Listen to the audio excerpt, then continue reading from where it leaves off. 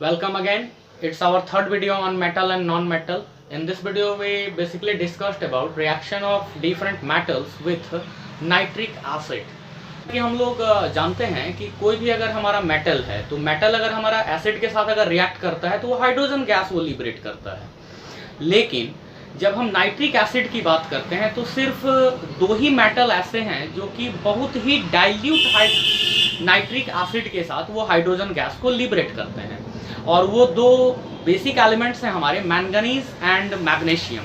तो आप अगर इस दोनों में से अगर कोई भी एक मेटल आप लेते हो, आइदर मैंगनीज और मैग्नीशियम, तो ये आपका नाइट्रिक एसिड के साथ रिएक्ट करता है और हाइड्रोजन गैस लिबरेट करता है। लेकिन अगर हम किसी और मेटल की अगर हम बात करते हैं तो वो जो हाइड्रोजन की वो लिबरेट करता है, तो हाइड्रोजन तो निकलता है, डाईहाइड्रोजन वहाँ भी निकलते हैं, लेकिन जो हमारा HNO3 है वो चूंकि एक स्ट्रॉन्ग ऑक्सीडाइजिंग एजेंट है, तो अगर वो स्ट्रॉन्ग ऑक्सीडाइजिंग एजेंट है मतलब वो किसी और को ऑक्सीडाइज्ड करेगा और उसका खुद का रिडक्शन होता है HNO3 का, तो HNO3 खुद रिड्यूस्ड होता है और जो डाईहाइड्रोजन्स बाहर आती हैं उनको वो ऑक्सीडाइज्ड कर देता है, जिसके कारण वो वाटर वेपर में कन्वर्ट हो जाते हैं। जैसे मैं यहाँ पर सिंपल एग्जांपल ले रहा हूँ मैग्नीशियम का, कि अगर मैं मैग्नीशियम का रिएक्शन HNO3 के साथ अगर आप कराते हो तो वैसे केस में ये मैग्नीशियम का नाइट्रेट देगा, यानी MgNO3 plus hydrogen gas liberate करेगा। लेकिन अगर हम किसी दूसरे मेटल की अगर हम बात करते हैं, अगर मान लीजिए हमने अगर कैल्शियम अगर यूज़ किया हुआ है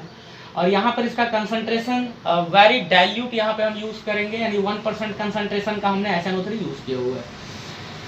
दूसरे रिएक्शन में जब मैं कैल्शियम के साथ यही रिएक्शन दोहराता हूँ तो कैल्शियम का तो नाइट्रेट बनता है, नो प्रॉब्लम, बट साथ में ये वाटर भी प्रोवाइड कर रहा है।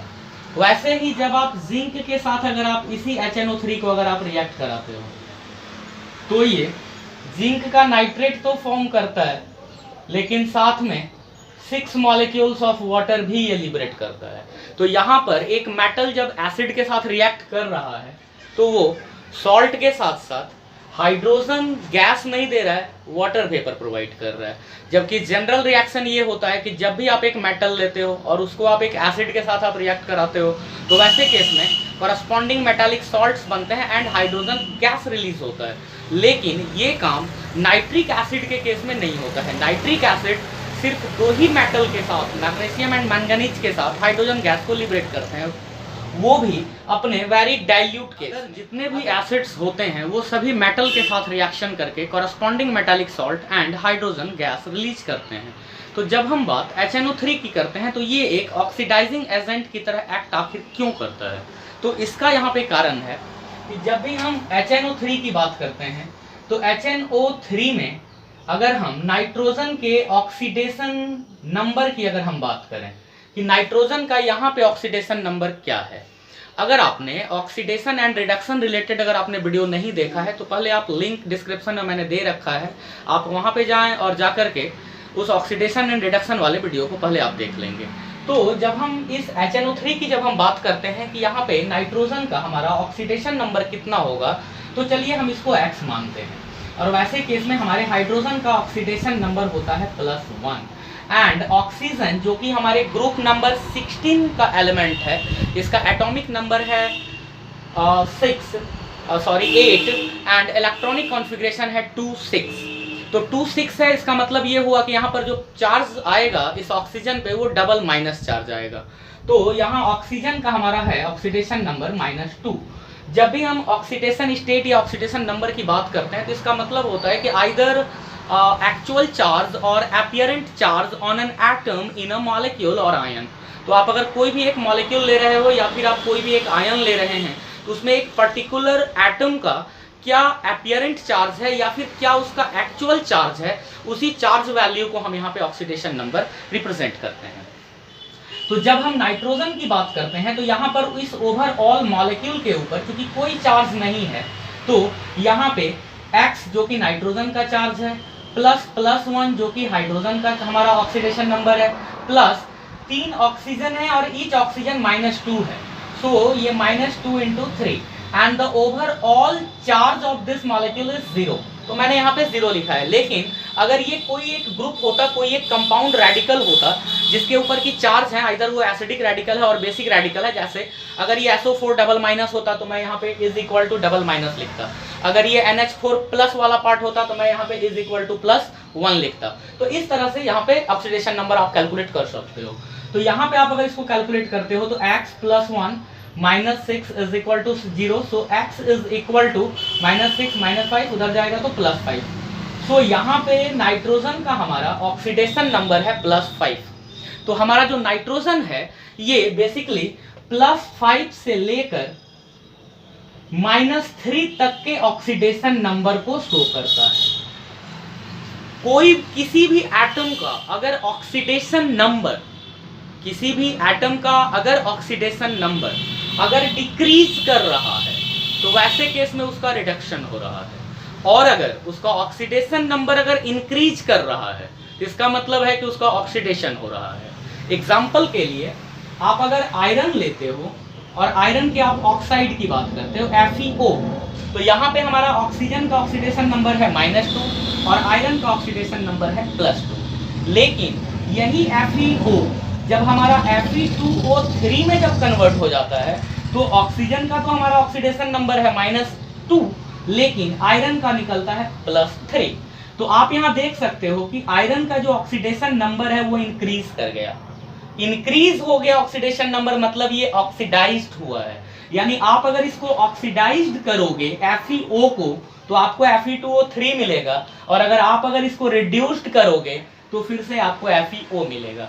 यहाँ ऑक्सीजन के ऐड को मैं नहीं एक्सप्लेन कर रहा हूँ, मैं एक्सप्लेन कर रहा हूँ ऑक्सीडेशन नंबर को। तो आप देख रहे हो कि +2 से +3 हुआ तो ऑक्सीडेशन नंबर बढ़ा, जब ऑक्सीडेशन नंबर इंक्रीज हुआ तो वो ऑक्सीडेशन कहलाया। तो जब अगर ऑक्सीडेशन नंबर अगर डिक्रीज करेगा तो वो हमारा रिडक्शन कहलाएगा। तो HNO3 में नाइट्रोजन का जो ऑक्सीडेशन नंबर है वो मिलता है अपने को +5, और ये +5 क्योंकि आगे जाकर के फर्दर डिक्रीज करेगा, जब भी होगा तो डिक्रीज करेगा, क्योंकि HNO3 में N अपने मैक्सिमम ऑक्सीडेशन नंबर +5 के साथ अवेलेबल है। मतलब अगला जो भी कॉम्प्लेक्स ये बनाएगा उसका ऑक्सीडेशन नंबर कम होगा। तो यानी यहाँ पे HNO3 अपने आप को रिड्यूस्ड करता है, it means it is a good oxidising agent.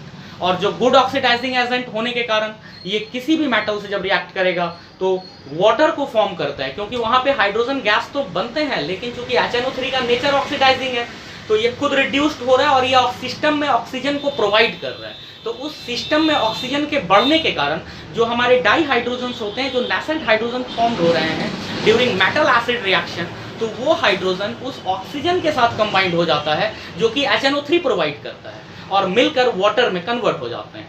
इसीलिए कोई भी मेटल HNO3 के साथ अगर हम रिएक्ट कराते हैं तो हाइड्रोजन लिबरेट नहीं करेगा, वो सिर्फ वाटर मॉलिक्यूल्स लिबरेट करेगा। दो को छोड़कर मैंने पहले भी कहा magnesium and manganese. Nitric acid को एक्वा फोर्टिस के भी नाम से जाना जाता है, इसको स्पिरिट ऑफ नाइटर भी हम बोलते हैं।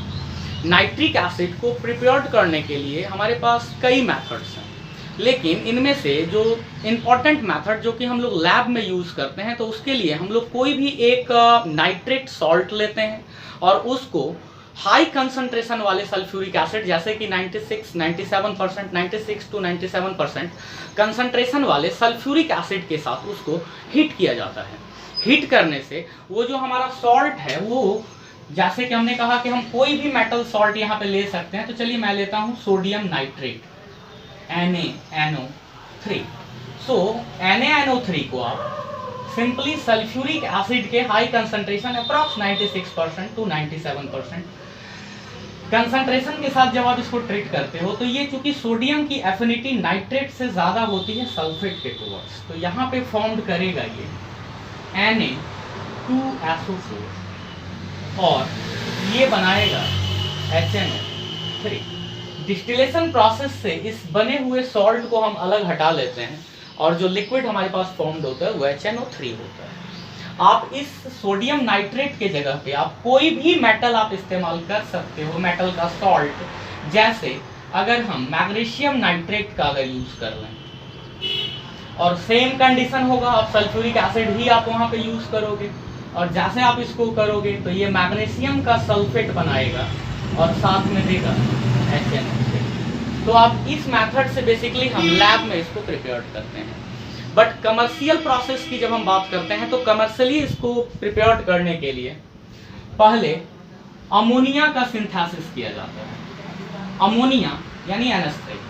सो nitrogen and hydrogen iron catalyst Haber process की मैं यहाँ पे बात कर रहा हूँ। इससे आप अमोनिया प्रिपेयर करते हो। इस अमोनिया को ऑक्सीजन के प्रेजेंस में रिएक्ट कराते हो आप, और नाइट्रोजन का ऑक्साइड बनता है और साथ में वाटर फॉर्म करता है। ये नाइट्रोजन का ऑक्साइड यानी हमारा NO2 H2O के साथ रिएक्ट करता है एंड HNO रिएक्शन करता है, साथ में ये NO बनाएगा। हम अगर चाहें तो इस NO को हम फर्दर ऑक्सीडाइज कर सकते हैं, यहाँ पे करके हम इसका फिर से रीयूज करेंगे अगेन। तो ये मेथड बेसिकली कमर्शियल प्रोसेस में इतना ही। अगले वीडियो में मैं मेटलर्जी लेकर के आऊँगा, जिसमें कि मेटलर्जी यानी how to extract metal from